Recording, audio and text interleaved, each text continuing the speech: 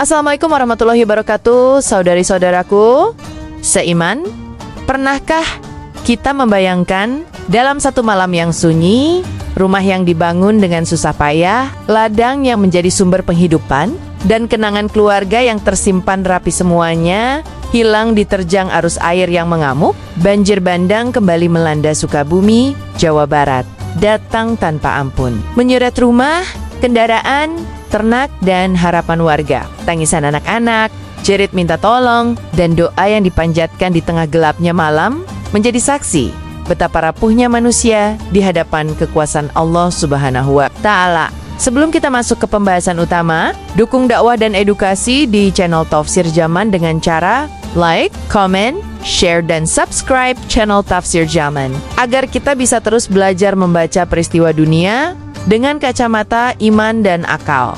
Mari kita mulai. Banjir bandang di Sukabumi terjadi setelah hujan dengan intensitas tinggi mengguyur wilayah pegunungan dan pedesaan selama berjam-jam tanpa henti. Air yang awalnya hanya menggenangi halaman berubah menjadi arus deras yang membawa lumpur, batu, dan kayu besar. Sungai-sungai kecil meluap, tak sanggup menahan debit air dari hulu dalam hitungan menit. Air masuk ke rumah-rumah warga, banyak yang tidak sempat menyelamatkan harta benda, bahkan ada yang hanya bisa berlari, menyelamatkan nyawa. Malam berubah menjadi kepanikan massal. Sementara listrik padam dan akses komunikasi terputus. Peristiwa ini mengingatkan kita bahwa bencana tidak pernah menunggu kesiapan manusia. Ia datang sebagai peringatan, sekaligus ujian bagi siapapun yang mengalaminya.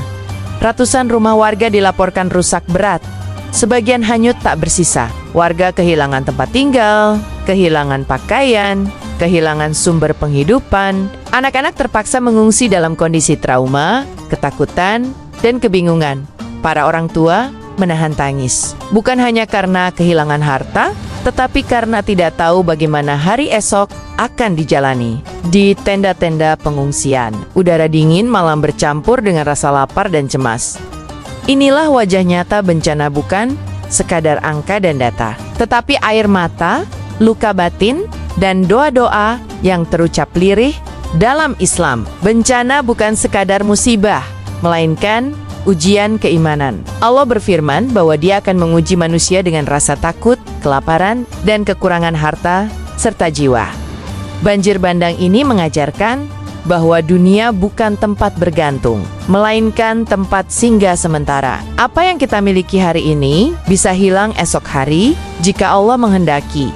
Namun, bagi orang beriman, musibah bukan akhir segalanya. Di balik ujian selalu ada hikmah. Meski kadang baru terasa setelah kesabaran diuji, banjir bandang tidak bisa dilepaskan dari rusaknya keseimbangan alam. Penebangan hutan, alih fungsi lahan, dan pembangunan tanpa perhitungan menjadi faktor yang memperparah bencana.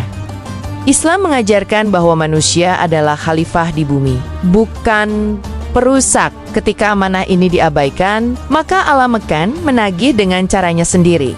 Banjir Sukabumi seharusnya menjadi bahan muhasabah kolektif.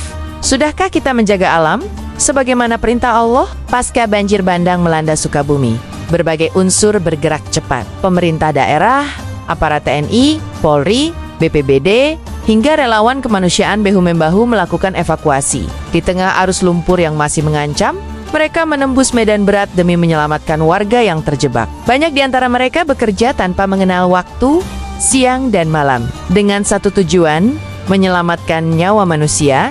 Namun di balik upaya tersebut, tantangan yang dihadapi sangat besar. Akses jalan terputus, jembatan rusak, komunikasi terbatas, dan cuaca yang masih tidak menentu membuat proses distribusi bantuan tidak selalu berjalan lancar. Beberapa wilayah terisolasi, hanya bisa dijangkau dengan berjalan kaki atau perahu darurat. Kondisi ini memperlihatkan betapa rentannya infrastruktur kita saat berhadapan dengan kekuatan alam. Dalam perspektif Islam, kerja kemanusiaan adalah amal mulia. Setiap tetes keringat para relawan, setiap langkah aparat yang menembus bahaya adalah bentuk nyata dari menolong sesama. Rasulullah bersabda, sebaik-baik manusia adalah yang paling bermanfaat bagi manusia lainnya. Bencana ini membuka mata kita bahwa solidaritas bukan pilihan, melainkan kewajiban moral dan spiritual.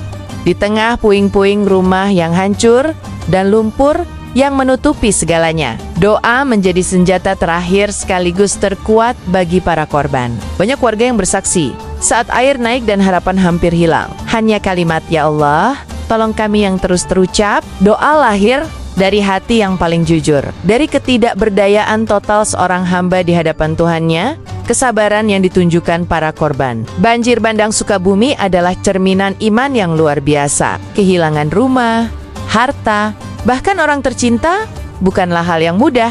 Namun mereka berusaha bertahan, saling menguatkan, dan percaya bahwa Allah tidak pernah zalim kepada hambanya. Dalam Al-Quran, Allah menjanjikan bahwa bersama kesulitan pasti ada kemudahan. Bagi kita yang menyaksikan dari jauh, jangan merasa aman dan lalai. Doa kita adalah bentuk kepedulian yang paling sederhana namun bernilai besar. Jangan biarkan mereka berjuang sendirian. Ketika doa-doa dipanjatkan dari berbagai penjuru negeri, disitulah rahmat Allah turun dan menguatkan hati-hati yang terluka.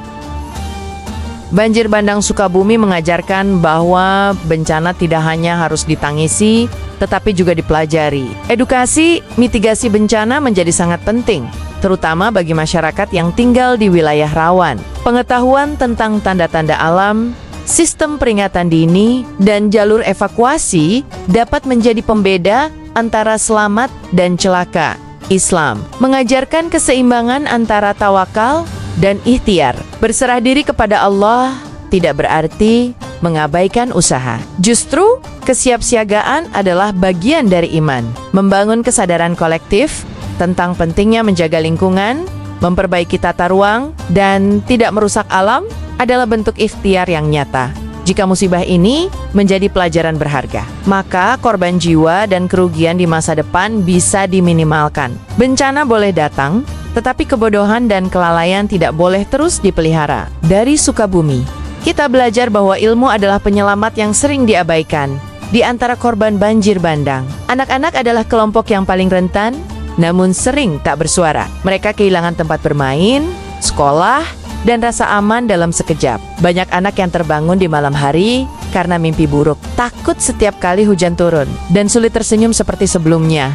Trauma psikologis ini tidak selalu terlihat secara kasat mata. Jika tidak ditangani dengan baik, luka batin ini dapat terbawa hingga dewasa. Oleh karena itu, selain bantuan logistik, pendampingan mental dan spiritual sangat dibutuhkan.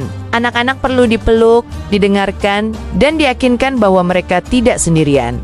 Dalam Islam, anak-anak adalah amanah. Menjaga dan memulihkan mereka adalah tanggung jawab bersama. Setiap senyuman yang kembali terukir di wajah anak korban bencana adalah bukti bahwa kemanusiaan kita masih hidup di balik kehancuran yang terlihat. Ada pemandangan lain yang menghangatkan hati, solidaritas. Warga yang selamat saling membantu, berbagi makanan seadanya, dan bergotong royong membersihkan lumpur. Mereka mungkin kehilangan segalanya, tetapi tidak kehilangan rasa kemanusiaan. Solidaritas ini adalah bukti bahwa iman mampu menyatukan manusia di saat terpuruk. Ketika satu rumah roboh, rumah lain membuka pintunya. Ketika satu keluarga kelaparan, keluarga lain berbagi meski dengan keterbatasan. Inilah nilai luhur yang sering muncul justru di saat musibah. Allah menanamkan harapan di hati orang-orang yang bersabar. Dari tanah yang porak-poranda, semangat untuk bangkit perlahan tumbuh. Sukabumi mengajarkan kita bahwa kehancuran fisik tidak selalu berarti kehancuran jiwa. Banjir bandang Sukabumi bukan hanya tragedi lokal, melainkan pesan untuk seluruh bangsa. Alam sedang berbicara, dan manusia harus belajar mendengarkan. Jika peringatan ini diabaikan, bukan tidak mungkin musibah serupa akan terulang di tempat lain dengan dampak yang lebih besar.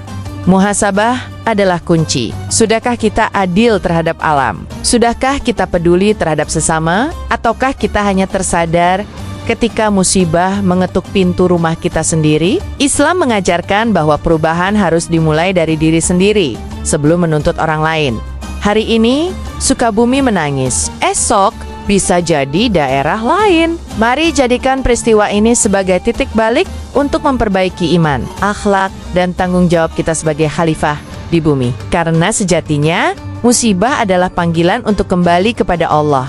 Saudara-saudaraku, semoga Allah memberikan kekuatan, kesabaran, dan ganti yang lebih baik bagi seluruh korban banjir bandang di Sukabumi. Semoga setiap air mata menjadi penggugur dosa, dan setiap kesabaran diganjar pahala tanpa batas.